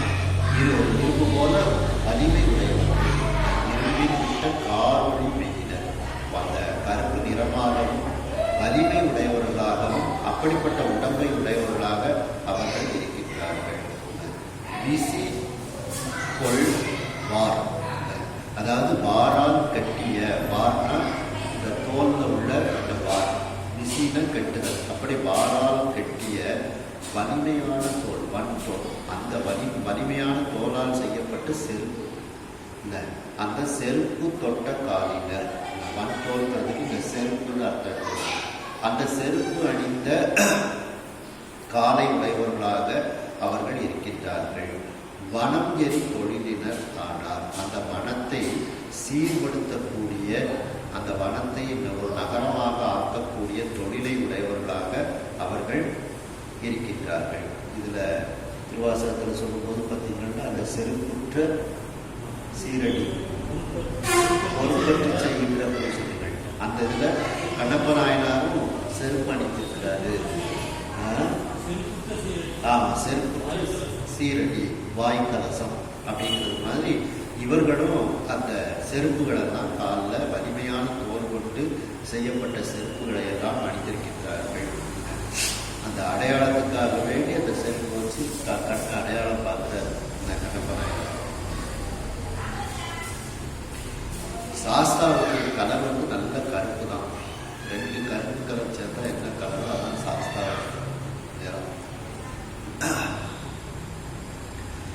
மறியும் போதை வந்து அருந்திட மரம் தலை பணிப்ப.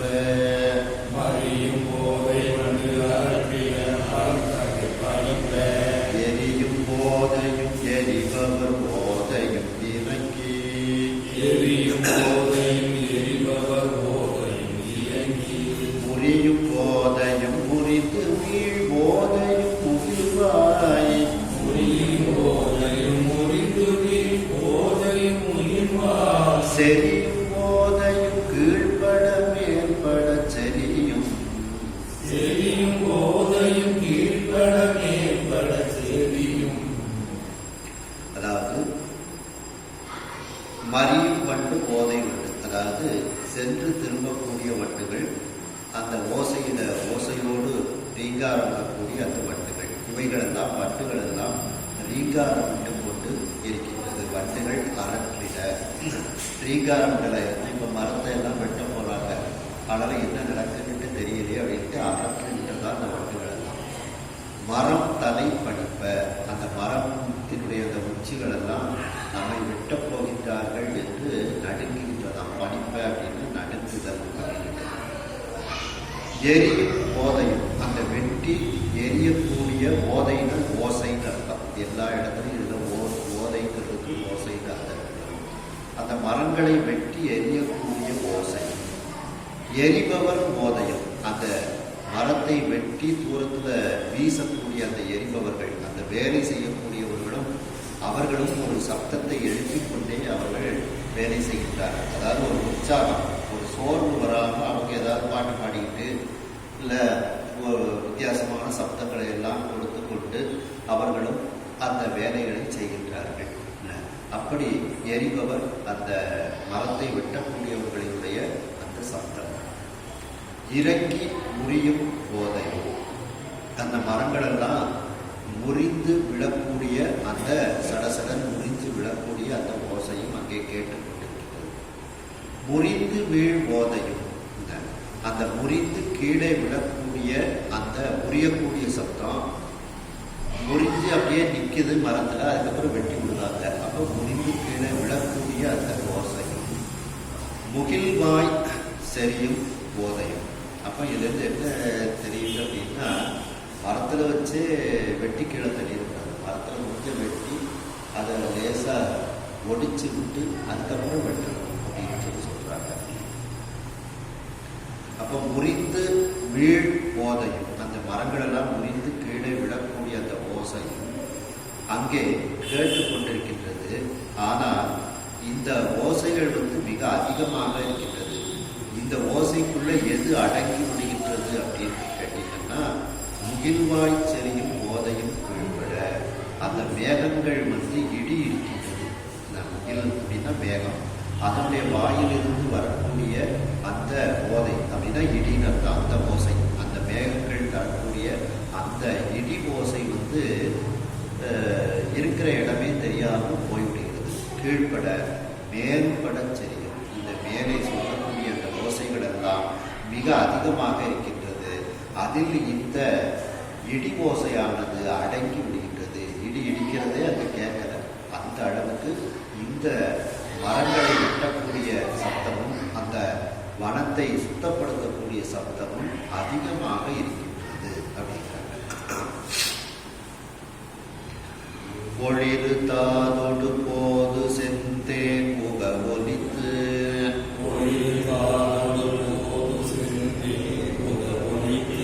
வெளிரியில் வன்மரம் சினையிர வீழ்வ செங்கழத்து,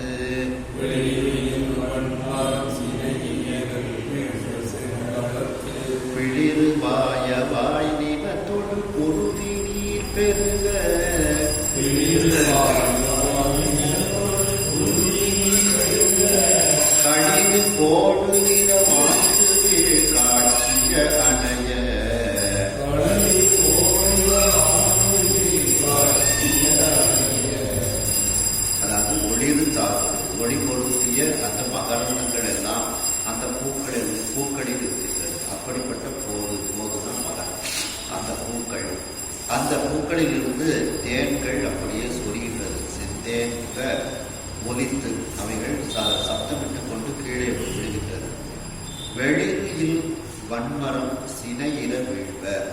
வெளியில வெற்றிடம் இல்லாத வலிமையான மரம் அப்படின்னா அந்த மரம் இருந்துச்சு அப்படின்னா ரொம்ப அடர்த்தியா இருக்கு.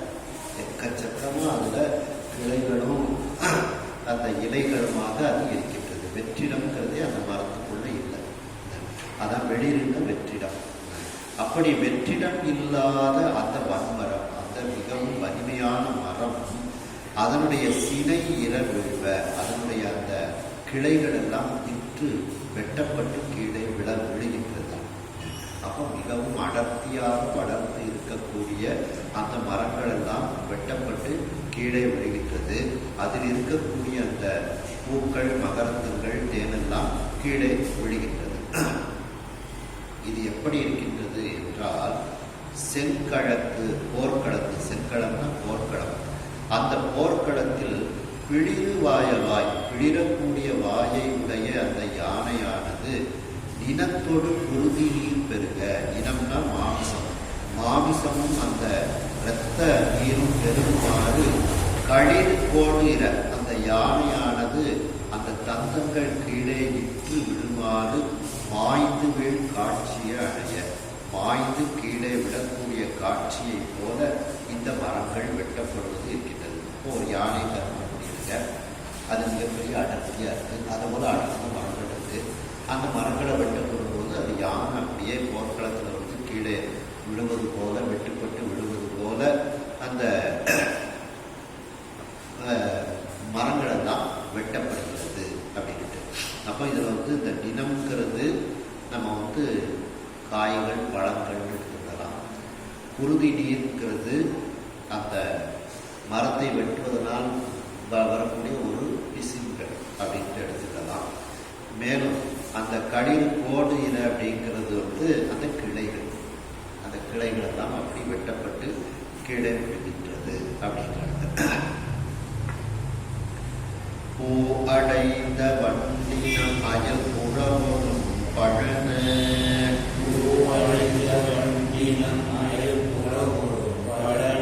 கா அடைந்தன பறவைமான் கற்பகம் அடைந்த.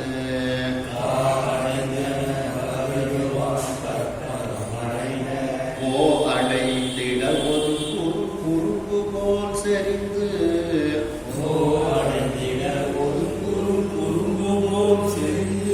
வா அடைந்தன மாடுற வரைகளும் காடும்.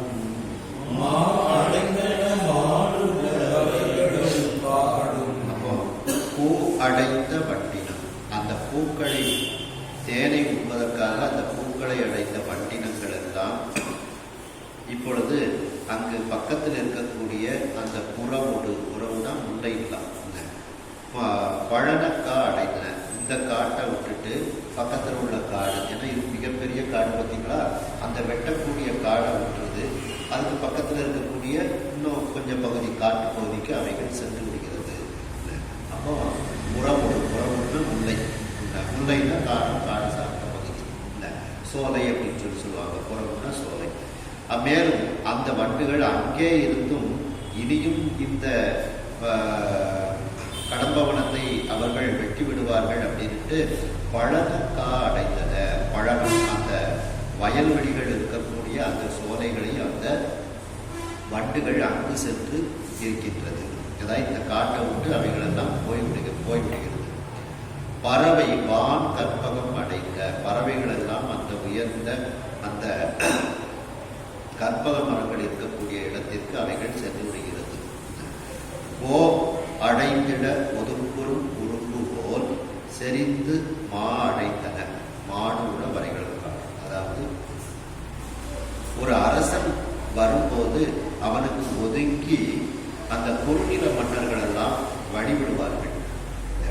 ஓ அடைந்திட, போனா அரசன், மிகப்பெரிய அரசன், பேரரசன், அவன் வரும்போது ஒதுக்குறும், அவனை விட்டு ஒதுங்கி நிற்கக்கூடிய குறும்புன்னா குறுநில மன்னர்கள், அந்த குறுநில மன்னர்கள் எப்படி ஒதுங்கி நிற்பார்களோ அதுபோல செறிந்து அடைந்தனர். நல்ல அதிகமாக இருக்கக்கூடிய இந்த மான விலங்குகள், அந்த விலங்கு கூட்டங்கள் எல்லாம் மாடுல பக்கத்தில் இருக்கக்கூடிய வரைகளும் மலைகளுக்கும் காடுகளுக்கும் அந்த விலங்குகள் எல்லாம் இப்பொழுது சென்று விடுகிறது. இந்த இடத்தை காலி பண்ணிட்டு பறவைகள் போய்விடுகிறது, வண்டுகள் போய்விடுகிறது. அந்த விலங்கினங்களும் இந்த இடத்தை விட்டு சென்று விடுகிறது. அப்போ இவர்கள் அந்த காட்டை அழிக்கும் போது அதில் இருக்கக்கூடிய ஜீவராசிகளுக்கு எந்த துன்பமும் இவர்கள் செய்ய முடியும். அவைகள்லாம் அப்படி அது எங்கே போகணும் அப்படின்ட்டு அதற்கு தொந்தரவு செய்யாமல் அப்படியே அனுப்பி இருள் நம்பிய வனமெல்லாம் எரிந்து மெய் உணர்ந்தோர்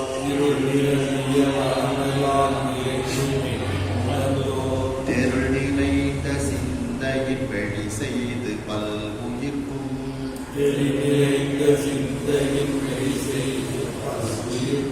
அருள் நிறைந்து பற்றறுத்து அருணடி நிழல் அடைந்த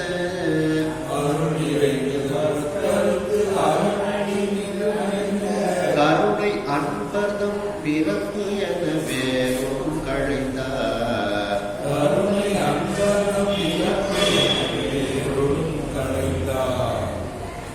இருள் நிரம்பிய மனமெல்லாம் இருக்கு. அந்த இருட்டு நிறைந்து இருக்கக்கூடிய அந்த வனத்தை எல்லாம் இப்பொழுது அவர்கள் வெட்டி சுத்தமாக்குகிறார்கள். மேலும் மெய், அப்போ இந்த இடத்துல இருள் அப்படிங்கிறதுக்கு ஆணவம் அப்படின்ட்டு அர்த்தம் இருக்கிறார்.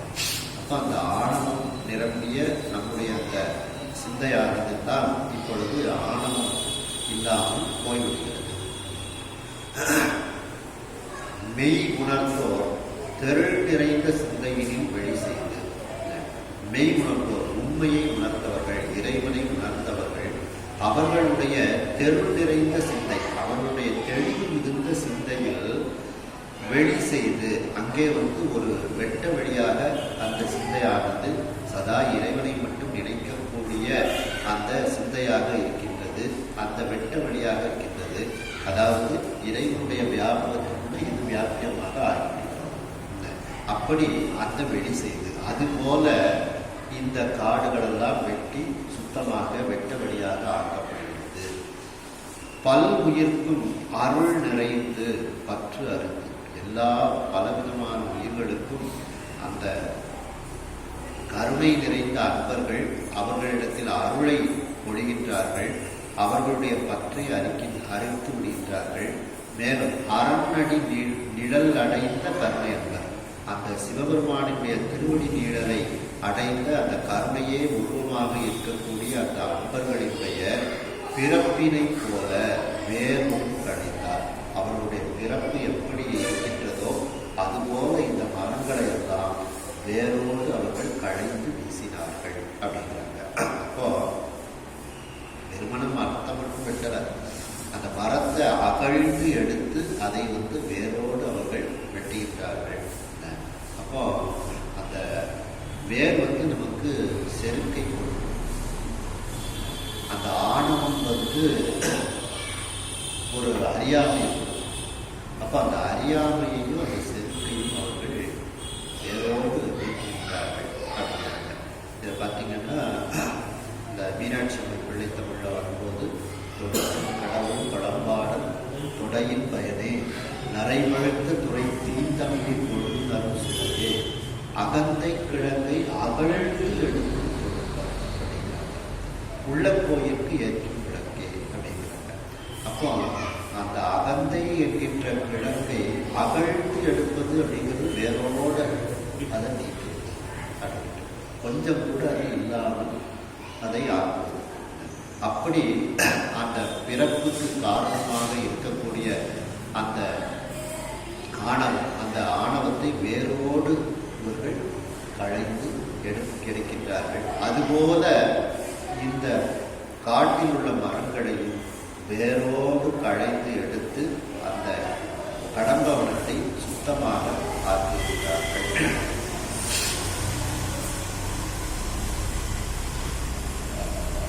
கழைந்து நீழ்நிலம் திருத்தி செந்நெறி பட கண்டு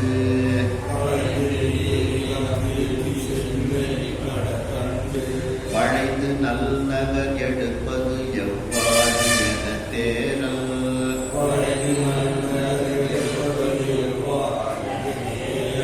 விளைந்து தாது முகுந்தார் முடிவேந்த மந்திரனோடு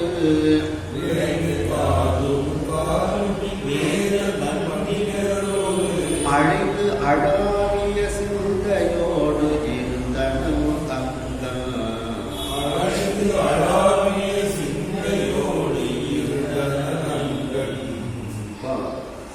அந்த ராஜாவும் அந்த கடம்பவனத்தில் தான் இருக்கிறாங்க. கழைந்து நீர் நிலம் திருத்தி, அந்த நீண்ட நிலம், அந்த கடம்பவனத்தை இருக்கக்கூடிய மரங்களை எல்லாம் கழைந்து அதை திருத்தி செப்பனிடச் செய்கின்றார் அந்த அரசர். செந்நெறி வடக்கண்டு, அது நல்ல ஒரு நிலமாக அது ஆகின்றது. அதை பார்க்கின்றார் அரசர். எவ்வழி நல்லை ஆடவர் அவ்வழி நல்லை வாழிய நிலனே. அதுபோல இதெல்லாம் நான் காட்டாதான் அப்படின்ற ஒரு பாட்டு. அப்படி இதெல்லாம் செந்நெறிப்பட அந்த நிலங்கள் எல்லாம் நல்ல நெறியாக திருத்தப்படுகிறது. அதை பார்க்கின்றார் அரசர். வளைந்து நல்லநகர் எடுப்பது எவ்வாறு அப்படின்ட்டு. வளைந்துன்னா அந்த மதில் சுவர்கள் அமைத்து, மதிலால் சூழப்பட்டு, வளைந்துன்னா மதில் சுவர்கள் சூழ இந்த நகரத்தை எப்படி நாம் எடுப்பது, ஒரு நகரம் உருவாக்குவதற்கு முதல்ல அந்த மதில் சுவரை எப்படி எடுப்பது அப்படின்ட்டு அவர் யோசனை பண்றாரு. வளைந்து அப்படின்னா மதில் சுவரை எல்லாம் தயார் செய்து நல்நகர் எடுப்பது, நல்ல அந்த மதுரை மாநகரத்தை எப்படி நாம் உருவாக்குவது எவ்வாறு என தேரல் விளைந்து அப்படின்னா ஆலோசனை செய்கின்றார். தேரல்னா ஆலோசனை செய்கின்றார் மந்திரிகளோடு.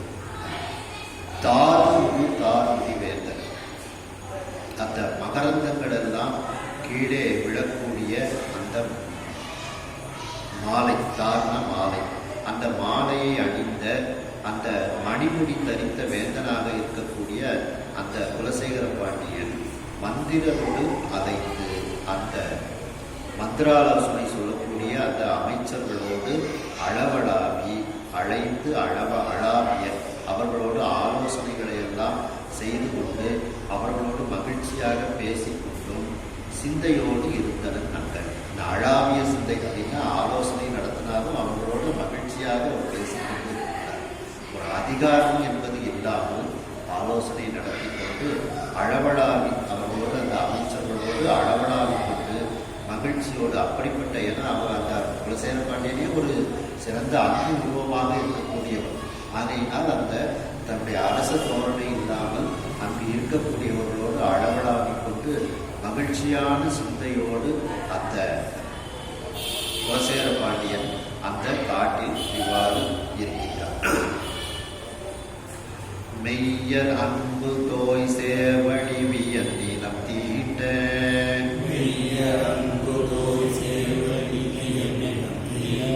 பொய் அகன்ற வெண்ணீர் அடிமேனியர் பூதி,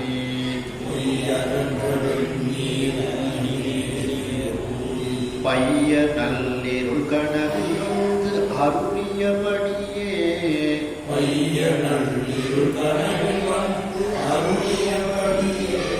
ஐய வல்லை அருளினார் அரசு குளம் கழிப்ப,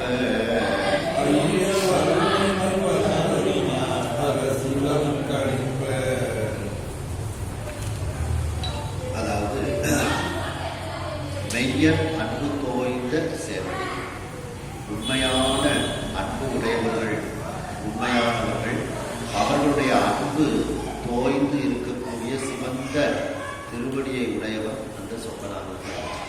அப்போ அவருடைய திருவடியில உண்மையானவர்கள், அன்பு உடையவர்கள் அந்த திருவடியை வணங்கி கொண்டிருக்கின்றார்கள், திருவடியில் தோய்ந்து கொண்டு இருக்கின்றார்கள், அந்த திருவடி இன்பத்தை அவர்கள் அனுபவித்துக் கொண்டிருக்கின்றார்கள்.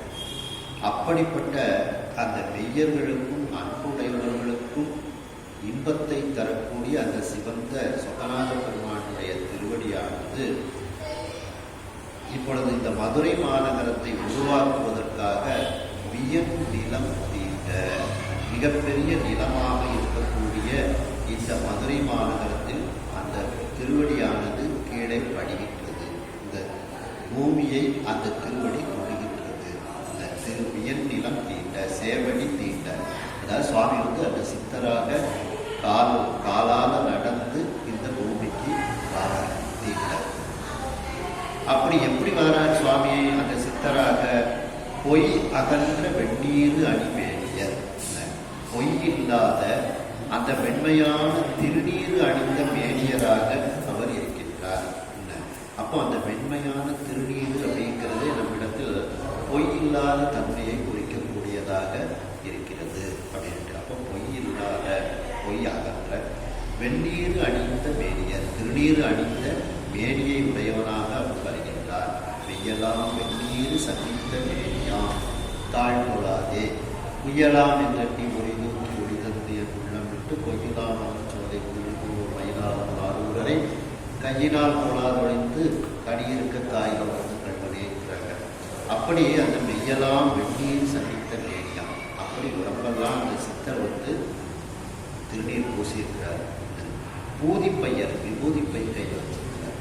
பூதி பையர்னா விபூதி பை கையில் வச்சிருக்கிறாரு. தேவாரத்துலையும் நிறைய இடத்துல வருது. இந்த பூதி பையர்னா பை, அந்த சின்ன விபூதி பை வச்சுக்கோங்க, பொக்கணம் அப்படின்னு சொல்லுவாங்க. அந்த விபூதினா விபூதி, அந்த விபூதி பையை கையில் வைத்திருக்கக்கூடியவராக அவர் இருக்கின்றார்.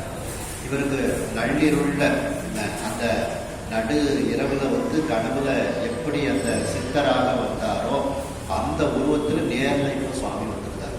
நள்ளிருள் கனவில் அருளியபடியே. ஏன்னா அவருக்கு ஒரு நம்பிக்கை வரணும்னா ராஜா இருந்தாங்க. முதல் நாள் கனவுல எப்படி வந்தாரோ அதே சித்தராக அதே உருவத்தோடு சுவாமி கனவுல வந்த சுவாமி நள்ளிருள் கனவில் அருளியபடியே எப்படி அருளி செய்தாரோ அதே உருவத்தோடு ஐயர் வல்லை அருளினார். அரசு உடம் கழிப்ப ஐயர் அந்த சொப்பநாத பெருமான் விரைவாக அந்த அரசனுக்கு எதிரில் அரசனுக்கு அருள் செய்கின்றார். இந்த சித்தரை பார்த்தவுடன் அந்த அரசனுடைய உள்ளமானது மகிழ்ச்சியாக அடைகின்றது அப்படிங்கிறார். அப்போ ஏற்கனவே முதல் நாள் ராத்திரியே சுவாமி கனவுல வந்தாச்சு, அதே குடும்பத்தோடு சுவாமி வந்திருக்கிறாரு அப்படின்னு சொன்னோன்னா அவருக்கு ரொம்ப அந்த அரசனுக்கு உள்ளமானது மிகவும் மகிழ்ச்சியாக இருக்கின்றது. ஏன்னா எப்படி இந்த மதுரை மாநகரத்தை அமைக்க வேண்டும் அப்படின்ட்டு அவங்க ஆலோசனை செய்கிறார். அந்த ஆலோசனைக்கு சுவாமியே இப்போ இப்படி செய் அப்படின்னு ஐடியா வந்துருந்தார். சுவாமி இப்படி செய் அப்படின்ட்டு சொல்வதற்காக அந்த முதல் நாள் அந்த அரசன் எப்படி அந்த கனவில் சித்தராக கட்டானோ அதே உருவத்தோடு அந்த சொப்பநாத பெருமான் நேரில் அந்த அரசனுக்கு உணர்த்துகின்றார். இதை அந்த சித்தரை பார்த்தவுடன், இந்த சொப்பநாத பெருமானை பார்த்தவுடன், சித்தர் உருவத்தில் வந்த இந்த சொப்பநாத பெருமானை கண்டவுடன் இந்த அரசனுடைய உள்ளம் மிகவும் கழிப்பில் மிகவும் பேரானந்தத்தில் மூழ்கியது என்று இந்த அளவில் இந்த சிந்தனையை நிறைவு செய்து மீண்டும் அடுத்த சிந்தனையை தொடரும். கையிலாய பரம்பரையில் சிவஞான போத நெறி காட்டும் வெண்ணை பயில் வாய்மை மெய்கள் நான் சந்ததி கோர்மை ஞான பானுவாகி புயிலாரும் பொழில் திருவவடு துறைவாள் குரு நமச்சிவாய தேவன் சைதாதி மரபுடையொரு திருமரபு நீடோழி தழைத